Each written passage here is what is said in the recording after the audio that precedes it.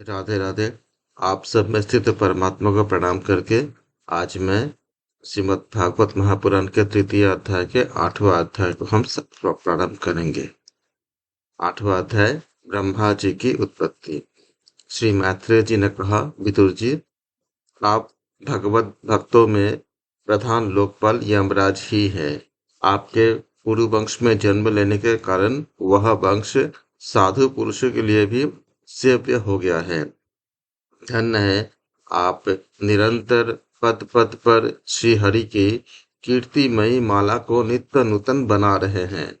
अब मैं क्षुद्र विषय सुख की कामना से महान दुख को मोल लेने वाले पुरुषों की दुख निवृत्ति के लिए श्रीमद् भागवत महापुराण प्रारंभ करता हूँ, जिसे स्वयं श्री शंकरस्कंद भगवान ने सनकादि ऋषियों को सुनाया था।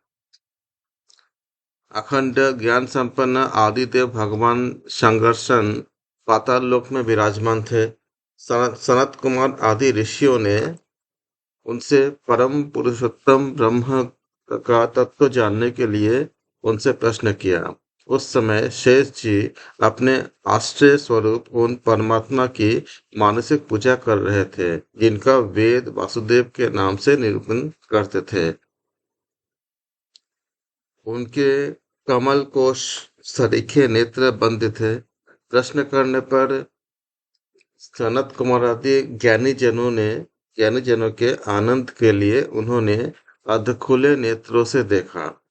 सनत कुमार आदि ऋषियों ने मंदाकिनी को जल से भीगे अपने जटा समूहों से उनके चरणों की चौकी के रूप में स्थित कमल का स्पर्श किया, जिसकी नागराज कुमारियां अभिलषित वर की प्राप्ति के लिए प्रेम पूर्वक अनेकों उपहार सामग्रियों से पूजा करती हैं। सनत कुमार आदि उनकी लीला के मर्मज्ञ हैं। उन्होंने बार बार प्रेम गदगद वाणी से उनकी लीला का गान किया। उस समय शेष भगवान के उठे हुए सहस्त्रफन किरीटों के सहस्त्र सहस्त्र श्रेष्ठ मणियों की छिटकती हुई रश्मियों से जगमगा रहे थे। भगवान शंकरसन ने निवृत्ति परायण सनत कुमार जी को यह भागवत कथा सुनाया, ऐसा प्रसिद्ध है। सनत कुमार जी ने फिर इसे परम व्रतशील सांख्यायन मुनि को उनके प्रश्न करने पर सुनाया। परमहंसों में प्रधान श्री सांख्यायन जी को जब भगवान की विभूतियों का वर्णन करने की इच्छा हुई, तब उन्होंने इसे अपने अनुगत शिष्य हमारे गुरु श्री पराशर जी को और बृहस्पति जी को सुनाए। इसके पश्चात परम दयालु पराशर जी ने पुलस्त्य मुनि के कहने से वह आदि पुराण मुझसे कहे। बस श्रद्धालु और सदा अनुगत देखकर अब वही पुराण मैं तुम्हें सुनाता हूँ। सृष्टि के पूर्व यह संपूर्ण विश्व जल में डूबा हुआ था। उस समय एकमात्र श्री नारायण देव शेष शैया पर पौड़े हुए थे। वे अपनी ज्ञान शक्ति को अक्षुण्ण रखते हुए ही योग निद्रा का आश्रय ले अपने नेत्र मूंदे हुए थे। सृष्टि कर्म से अवकाश लेकर आत्मानंद में मग्न थे। उनमें किसी भी क्रिया का उन्मेष नहीं था। जिस प्रकार अग्नि अपनी दाहिका आदि शक्तियों को छिपाए हुए काष्ठ में व्याप्त रहता है, उसी प्रकार श्री भगवान ने संपूर्ण प्राणियों के सूक्ष्म शरीरों को अपने शरीर में लीन करके अपने आधारभूत उस जल में शयन किया। उन्हें सृष्टि काल आने पर पुनः जगाने के लिए केवल काल शक्ति को जागृत रखा। इस प्रकार अपनी स्वरूपभूता चित्शक्ति के साथ एक सहस्त्र चतुर्युग पर्यंत जल में शयन करने के अनंतर जब उन्हीं के द्वारा नियुक्त उनके काल शक्ति ने उन्हें जीवों के कर्मों की प्रवृत्ति के लिए प्रेरित किया, तब उन्होंने अपने शरीर में लीन हुए अनंत लोक देखे। जिस समय भगवान की दृष्टि अपने में निहित लिंग शरीर आदि सूक्ष्म तत्व पर पड़ी, तब वह कालाश्रित रजोगुण से क्षुभित होकर सृष्टि रचना के निमित्त उनके नाभि देश से बाहर निकला।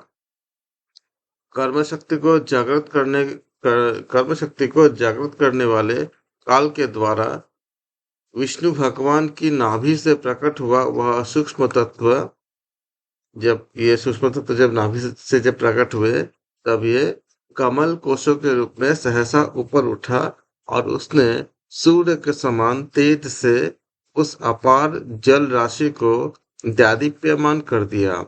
संपूर्ण गुणों को प्रकाशित करने वाले उस सर्वलोकमय कमल में वे विष्णु भगवान ही अंतर्यामी रूप से प्रविष्ट हो गए।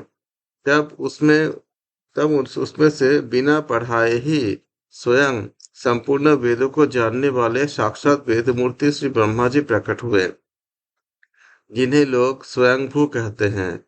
उस कमल की कर्णिका यानी कि गद्दी पर में बैठे हुए ब्रह्मा जी को जब कोई लोग दिखाई नहीं दिया, तब वे आंखें फाड़ कर आकाश में चारों ओर गर्दन घुमाकर देखने लगे। इससे उनके चारों दिशाओं में चार मुख हो गए। उस समय प्रलयकालीन पवन के थपेड़ों से उछलती हुई जल की तरंग मालाओं के कारण उस जल राशि से ऊपर उठे हुए कमल पर विराजमान आदिदेव ब्रह्मा जी को अपना तथा उस लोक तत्व स्वरूप कमल का कुछ भी रहस्य न जान पड़ा। वे सोचने लगे कि इस कमल की कर्णिका पर बैठा हुआ मैं कौन हूँ। ये कमल भी बिना किसी अन्य आधार के जल में कहाँ से उत्पन्न हो गया है। इसके नीचे अवश्य कोई ऐसी वस्तु होनी चाहिए जिसके आधार पर यह स्थित है। ऐसा सोचकर वे कमल के नाल के सूक्ष्म छिद्रों में होकर उस जल में प्रवेश किए, किंतु उस नाल के आधार को खोजते खोजते नाभि देश के समीप पहुंच जाने पर भी वे उसे पा न सके। विदुर जी उस अपार अंधकार में अपने उत्पत्ति स्थान को खोजते खोजते ब्रह्मा जी को बहुत काल बीत गए। यह काल ही भगवान का चक्र है, जो प्राणियों को भयभीत करता हुआ उनकी आयु को छीन करता रहता है। अंत में विफल मनोरथ हो वे वहां से वापस लौट आए और पुनः अपने आधारभूत कमल पर बैठकर धीरे धीरे प्राण वायु को जीतकर चित्त को निसंकल्प किया और समाधि में स्थित हो गए। इस प्रकार पुरुष की पूर्ण आयु के बराबर काल तक अर्थात दिव्य 100 वर्षों तक अच्छी तरह योगाभ्यास करने पर ब्रह्मा जी को ज्ञान प्राप्त हुआ। तब उन्होंने अपने उस अधिष्ठान को, जिसे वे पहले खोजने पर भी नहीं देख पाए थे, अपने ही अंतःकरण में प्रकाशित होते देखा। उन्होंने देखा कि उस प्रलयकालीन जल में शेष जी कमल नाल सदृश गौर और विशाल विग्रह के सैया पर पुरुषोत्तम भगवान अकेले ही लेटे हुए हैं। शेष जी 10,000 फन छत्र के समान फैले हुए हैं। उनके मस्तकों पर किरीट शोभायमान है, जो मणियां जड़ी हुई है। उनकी कांति से चारों ओर का अंधकार दूर हो गया है। वे अपने श्याम शरीर की आभा से मरकत मणि के पर्वत की शोभा को लज्जित कर रहे हैं। उनकी कमर का पीतपट पर्वत के प्रांत देश में छाए हुए सायकाल के पीले पीले चमकीले मेघों की आभा को मलिन कर रहा है। सिर पर सुशोभित सुवर्ण मुकुट सुवर्णमय शिखर का मान मर्दन कर रहा है। उनकी वर्णमाला पर्वत के रत्न, जलप्रपात, औषधि और पुष्पों के शोभा को परास्त कर रही है तथा उनके भुजदंड, वेणुदंड और चरण वृक्षों का तिरस्कार करते हैं। उनका वह श्री विग्रह अपने परिमाण से लंबाई चौड़ाई में त्रिलोकी का संग्रह किए हुए है। वह अपनी शोभा से विचित्र एवं दिव्य वस्त्राभूषणों की शोभा को सुशोभित करने वाला होने पर भी पीताम्बर आदि अपनी वेशभूषा से सुसज्जित है। अपनी अपनी अभिलाषा के पूर्ति के लिए भिन्न भिन्न मार्गों से पूजा करने वाले भक्तजनों को कृपा पूर्वक अपने भक्त वात्स्य कल्पतरु चरण कमलों का दर्शन दे रहे हैं, जिनके सुंदर अंगुली दल नखचंद्र की चंद्रिका से अलग अलग स्पष्ट चमकते रहते हैं।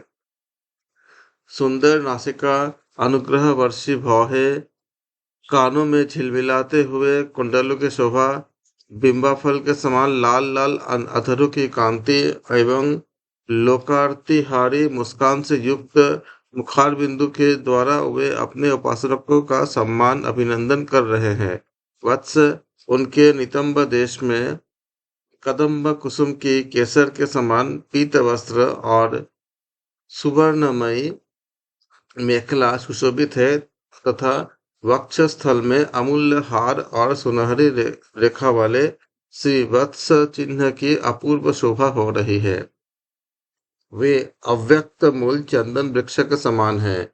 महामूल्य केयूर और उत्तम उत्तम मणियों से सुशोभित उनके विशाल भुजदंड ही मानो उनकी सहस्त्र शाखाएं हैं, और चंदन के वृक्षों में जैसे बड़े बड़े सांप लिपटे रहते हैं, उसी प्रकार कंधों को शेष जी के फनों ने लपेट रखा है। वे नागराज अनंत के बंधु श्री नारायण ऐसे जान पड़ते हैं, मानो कोई जल से घिरा हुआ पर्वतराज ही हो। पर्वत पर जैसे अनेकों जीव रहते हैं, उसी प्रकार वे संपूर्ण चराचर का आश्रय है। शेष जी फनों पर जो सहस्त्र मुकुट है शेष जी के फनों पर जो सहस्त्र मुकुट है, वही मानो उस पर्वत के सुवर्ण मंडित शिखर है तथा वक्षस्थल में विराजमान कौस्तुभ मणि उसके गर्भ से प्रकट हुए रत्न है। प्रभु के गले में वेद रूप हौरों से गुंजायमान अपनी कीर्तिमयी वनमाला विराज रही है। सूर्य चंद्र वायु अग्नि देवताओं इनकी भी सूर्य चंद्र वायु अग्नि आदि देवताओं की भी आप तक पहुंच नहीं है। त्रिभुवन में बेरोक टोक विचरण करने वाले सुदर्शन चक्रादि आयुध भी प्रभु के आसपास ही घूमते रहते हैं। उनके लिए भी आप अत्यंत दुर्लभ है।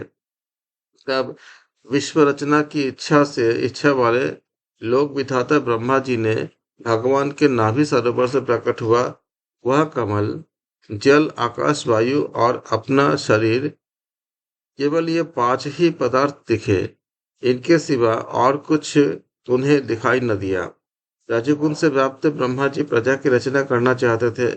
जब उन्होंने सृष्टि के कारण रूप केवल ये 5 ही पदार्थ देखे, तब लोक रचना के लिए उत्सुक होने के कारण अचिंत्य गति श्री हरि में चित्त लगाकर उन परम पूजनीय प्रभु की स्तुति करने लगे। इस प्रकार 8वां अध्याय समाप्त होता है। कल हम पाठ करेंगे 9वां अध्याय। 9वां अध्याय में ब्रह्मा जी द्वारा भगवान की स्तुति हम पाठ करेंगे। आप सबके हृदय में स्थित परमात्मा को मैं प्रणाम करके आज हम समाप्त करते हैं। आप सबका बहुत बहुत धन्यवाद। राधे राधे।